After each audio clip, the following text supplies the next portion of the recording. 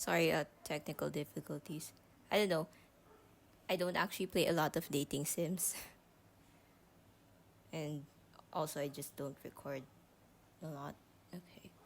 The afternoon sun was high, and despite the canopy of green overhead, it still beat down on me with that familiar summer heat. It would be enjoyable were it not for were it not dragging every bit of luggage to my name by hand on an ill-kempt dirt road. Admittedly, it was still gorgeous out, and I felt reassured as I reminded myself what lay at the end of this god-forsaken trail. I had landed a position as a counselor in training at Camp Crystal Lake, doing oh shit, doing most of their dirty work. I don't know why I just leaned forward and I almost fell over. Uh, Cleaning up after kids, washing dishes, etc. I'll be It'll be fun, I tell myself. It was a chance to get out, see some nature. I'd spoken briefly with one of the owners of the camp when I called about the position, an older woman who said she owned the place and ran it with her son. I wondered how much of this land they actually owned, seeing just how expansive it was now that I was in the dead center of it. I found it hard to believe they could afford the upkeep of such a large piece of land. Summer camp profits alone, especially one this far down a dirt road. Wait, where is the road? Shit, where am I? Well, this is a little too much nature. Before I realized it, I'd made a couple of wrong steps off the beaten path straight into unfamiliar territory. A thicket so vast I could barely see the light of day. I tried to run around and retrace my steps back to the path, but it's as if they'd vanished, blending in with the rest of this unnavigable forest. I'm pretty sure I still remember the direction I'm supposed to be headed, so I start walking again, now trudging through thick with my heavy bags in tow. The more I walked, the woods just seemed to get deeper and deeper. It was almost eerie how quiet it was out there. Being immersed in nature is one thing, but it felt like I was the only living, breathing thing for miles. After a few minutes of treading along, my ear caught a sound. A thumping noise somewhere off in the distance. It was almost rhythmic, like chopping. I picked up the pace, high-stepping it towards the direction I thought I heard the sound coming from. It's my boy! I'm a fan of. Anyways, I followed the sound as it got louder and louder, and just in the distance, I could make out a figure. I could just barely see them past the trees, but it was distinctly a person. I maneuvered past some downed logs and tree stumps to try and get close enough to see them, and for them to see me. They seemed to have their back turned. Hello? The man perked up, turning to face me. I stood like a deer in headlights, taken aback by his appearance. He was massive, a lumbering form draped in heavy clothing that felt unnatural for this kind of heat. He donned an unsettling tattered mask on his face and stared unnervingly through me with unseen eyes. He turned his body completely to look at me, looming over me like a shadow. That was when I saw it, the axe in his hand. There was a beat of silence, and he moved towards me. In a panic, I dropped my bags and made a break for it. I ran blind deeper into the woods, putting as much distance between myself and that thing as I possibly could. Just as I began to feel safe, a thick root jutting out of the ground caught my foot and it launched me into the dirt. The wind was completely knocked out of me, and I heaved as I attempted to sit up quicker than my body would allow. Before I could pick myself back up, there he was, somehow right behind me, looming over me like a bear. His chest rises and falls with slow, deep breaths as he stares silently at me. My body feels like ice. I'm not even breathing anymore. The air is caught in my throat. I'm sure I'm going to die. The figure lurched forward, and I distinctively brought my hands up to shield myself from what was to come. but nothing came. Jason! Does anyone know what that button is? The one on his... Never mind, I have no idea. I have no idea what it means. Anxiously, I opened my... They incorporated that in the soundtrack. I mean, actually it's only just one song. There's... Oh, they only have 2 songs. Side note, I really like the backgrounds in this. I'm not super into the character designs, but like, I think that's just like my own personal preference. This. Okay. That's enough of that. Anxiously, I opened my eyes to find that the man is now crouched down, offering me a hand. He isn't chopping me up with an axe or stringing me up by the neck. He's just trying to help me. I take his hand cautiously, and before I can protest, he places another strong hand around my arm to support me as I stand. He must have seen how badly I ate it and assumed my leg might not feel great after such a wipeout. He brushes off my shoulders too, dusting off the dirt that coated my arms. Nothing felt broken, but I was definitely bruised from the fall. He brings his hands to his chest and begins to sign. Sorry, I didn't mean to scare you. You dropped your bags? I see now that he has my backpack slung over his shoulder and my suitcase, sitting at his feet. He had time to follow me and grab my heavy-ass bags. Jesus. Are you looking for the campgrounds? I realized he was talking to me in ASL, so I began to sign back to him. I'm fighting for my life just to record this, god damn it. Ugh. Sorry. Yes, actually. Do you know where they are? He nodded, picking up my suitcase and motioning for me to follow him. Silence flowed between the man and I as I found myself staring at his back. His strides were long and well experienced with the terrain, while I still felt myself catch on uneven ground. I hurry my pace to match his, the quiet of the forest creeping back up my spine as my bruises began to ache dully. So, I paused, hoping to break the awkward feeling building within my chest. Do people often get lost, or am I just a special case? The man's head tilted in my direction, his eyes catching mine through the hollowed hole of his old worn hockey mask, as he shook his head no. When he caught sight of my offered hand, willing to take back my bags. It happens. Luckily, you ran into me. Not so lucky. I also ran into the ground. I smile, ignoring the discomfort of my embarrassment as I push the conversation forward. It could be easy to lose yourself here, intentionally, I mean. A low chuckle of response sounds from my woodsy savior, and I can't help but to brighten as a smile tugs against my cheeks. It's a sound you just couldn't help but be mad. Sorry again for scaring you. Don't worry about it, it really isn't your fault. I mean, he is a giant masked axe-wielding man alone in the middle of the woods. He's not exactly the most approachable figure. It was mostly the axe. What were you doing out there anyways? Chopping wood for our campers to carve later. For making fire as well. Well, that made sense. See, a man out in the woods with an axe? Think firewood, not maniac. She's a maniac. Okay.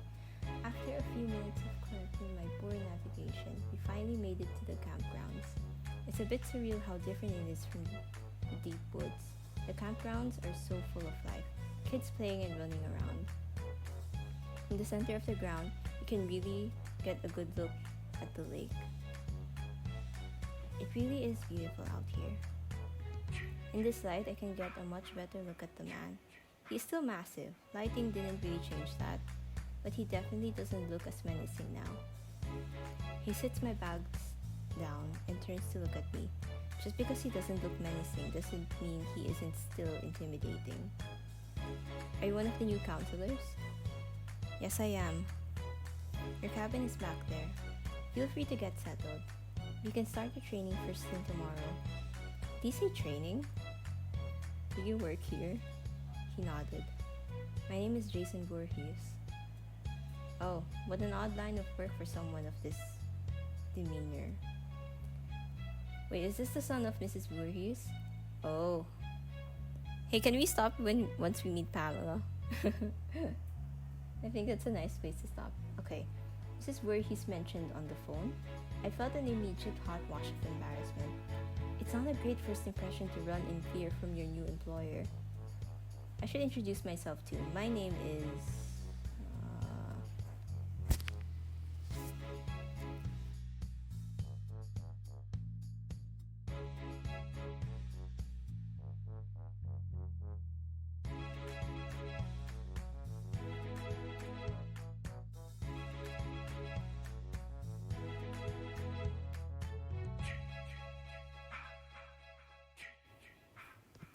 Only real fans remember her. Okay. Oh no, it doesn't appear. It doesn't... Okay. I'm using both my hands to do this, by the way. One hand is holding up my tablet to my mouth. The other is like clicking on the computer because I just... I do not have the setup. Anyways. Well, it's nice to meet you. I'm KM. It's nice to meet you too, KM. I can almost hear the warmth in his signed words. How genuinely happy he is to make conversation. It softens those edges a bit.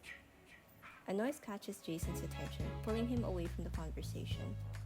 I have to get going. If you need anything, it'll be around. See you in the morning, KM.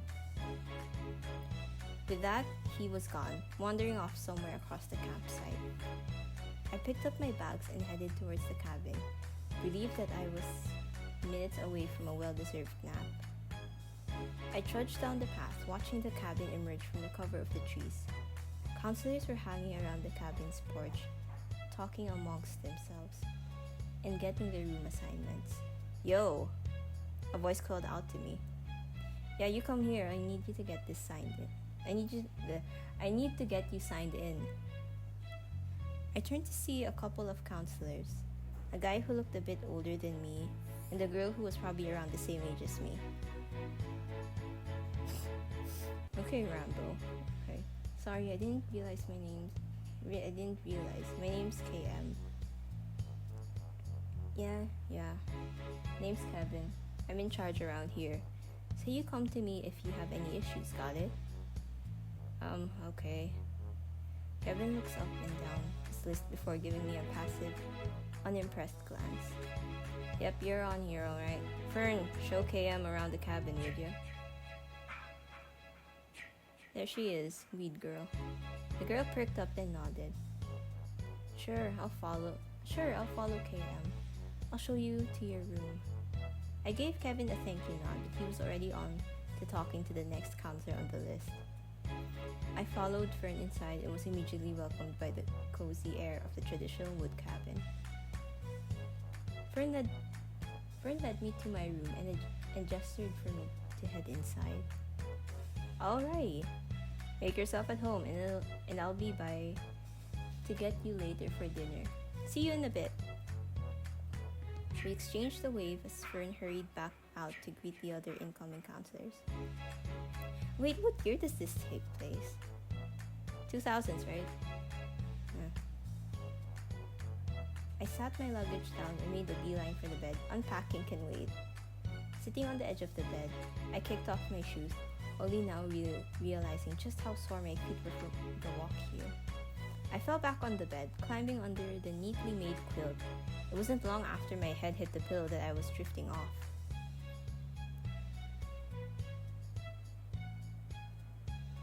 The morning sun bathes Camp Crystal Lake in the pastel wash. I go about making coffee and some toast before what is sure to be a busy day. After walking from yesterday, all the walking from yesterday had caught up with me. It was as if my legs were screaming at me to go to bed. I have to get used to it if I'm going to be doing stuff like this for the rest of the summer. I'm helping the other counselors set up in preparation for the campers today. My toast pops up from the toaster and I drag my feet to the kitchen table. I bite into my toast and I sip my coffee, still feeling the early morning drunkenness. As I'm on my last bite of toast, There comes a knock on the screen door. I scarf it down and pad down the hallway, seeing a large silhouette at the door. I open it up to see Jason standing there, impossibly tall and muscular. His clothes are tight against this huge frame, and I can practically feel the power that radiates from him as his broad chest lightly follows his breath. You know, I debated on giving him a Jersey accent, but I have no idea what a Jersey accent sounds like. Or, no, I do, I just don't know how to imitate it. Sorry, I'm checking if it's still recording. There. Seeing Jason almost instantly puts a smile on my face. My screaming legs finally shut up from being blessed by his mere presence. Oh shit. Okay. Oh wait, no, I should save. No, we die. We die like Pamela. Hey Jason, what brings you here? Good morning, KM. I know you were going to join the other counselors in setting up today, but I could really use your help if it's okay with you. The campers are going to arrive soon, so this place needs to be in working order. Think you're up for it if you want, that is. I can tell Jason is a little shy. It's strange seeing such a huge and impressive man act like this, but honestly, I think it's adorable. I can't help but feel a wide grin grow on my face. Of course, that sounds great. Come on in. I'm just finishing up my morning routine. Jason follows me inside, ducking a bit to get under the door frame. I'm going to change. I'll be right back. Just wait right here. Jason nods and does what he's told. My heart pounds with insight. Calm down, girl. Come on. My heart pounds with excitement in my ears as I head upstairs to change out of my PJs and into my day clothes. He wants me to go with him? After I brush my teeth, splash my face with water, and take one last look in the mirror, I head downstairs back to him. Ready, KM? I smile and give him a nod, patting my hand on his broad shoulder. We head out the door together and walk side by side to the activities area. Our first job is to haul the kayaks to their proper rack. Oh no, girl, you're not gonna survive this with the rate you're going. Oh, I'm still recording. Okay, we head out to the door together and walk side by side to the activities area. Our first job is to haul the kayaks to their proper racks. I watch in disbelief as Jason saunters by with two of them in tow. I'm struggling with just one. Cheater. I watch Jason's shoulders shake in laughter. He helps me drag the kayak. I'm battling and lifts it into its appropriate slot. He's so incredible. He's barely even breaking a sweat. It's back-breaking work, but we're able to get it done in record time thanks to Jason's raw strength. Next, we set up the archery range. Jason and I prepare the lane, set out the targets, and count out the supplies. I bundle them together, 3 arrows and 1 finger tab for each camper. Jason restrings each bow and tests them to make sure they're taut and firm. With this station, all that matters is safety. Make sure the kids and the counselors, for that matter, only point their bow downrange when it is their turn to fire. You wouldn't believe how many people almost put someone else's eye out because their mind isn't on safety. I can imagine. Right, no accidents on my watch. I make sure each and every lane is clear of debris, and in no time we're finished. Up at the archery range. Next, we go to the woodcutting area. Okay, I watch in awe as Jason yanks a huge axe out of the stump, and in one deft motion, he hefts it back over his shoulder before bringing it back down on the block of wood resting on the stump. The wood block snaps in two. I stare as he repeats the process a few times before turning to me, chest heaving and sweat glistening on his skin. My face heats up at the holy sight. KM, come on. Keep it in. He's anti-horny. No, he's not anti-horny, but he's anti, like, kids, teenagers being irresponsible. He's not into that irresponsibility. He pulls out a knife from his back pocket and begins chipping away at one of the split logs. He doesn't even need to look at what he's doing. Want to give it a try? Me? Jason chuckles, and the sound is an absolute delight. God, Jason is just, he's so... Stop it, KM, focus! Yes, you. Here, I have an extra carving knife. Alright, here goes nothing. What should I make?